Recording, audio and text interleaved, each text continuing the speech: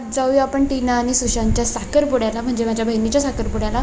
सकाळी उठून मस्त की मेहंदी जी काढलेली ती नॉर्मलाईज म्हणजे तिचं वरचं काढलं. हा ब्लाऊज माझा होता पण साडी काही मिळत नव्हती, म्हणून पहिले विचार करा की काहीतरी जुगाड करावं, पण गोष्टी थोड्या कॉम्प्लिकेटेड झाल्या होत्या म्हणून विचार केला जाऊ दे.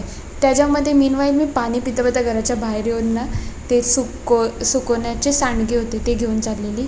मीनवाईल इकडे दीदीच्याबरोबर थोडं टाईमपास केलं आणि मला वैन सोडायला चाललं होतं आणि तेवढ्यातून मला बससुद्धा मिळाली होती, जी मला फक्त आणि फक्त 18 रुपयामध्ये तिने मला शहाडला पोचवलं अंबरनाथवरून.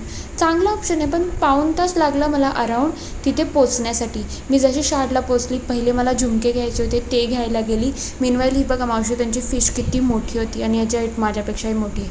हे आमच्या इथले गावातले देव आहेत, त्यांचा नमस्कार घेऊन पुढे निघाली. इकडे नवरीच तिच्या बहिणींची तयारी करत होती, म्हणजे नेल आर्ट चालू होता. मी थोडीशी म्हणजे वाटणं करायला मदत केली. इकडे बघा इकडे सगळे चिकन होतं दुपारी आणि सगळे चिकन खायला बसले होते. हा ऑप्शन होता माझ्या साडीवरचा, पण तो काही बरोबर नव्हता कारण त्याला हळदी लागली होती.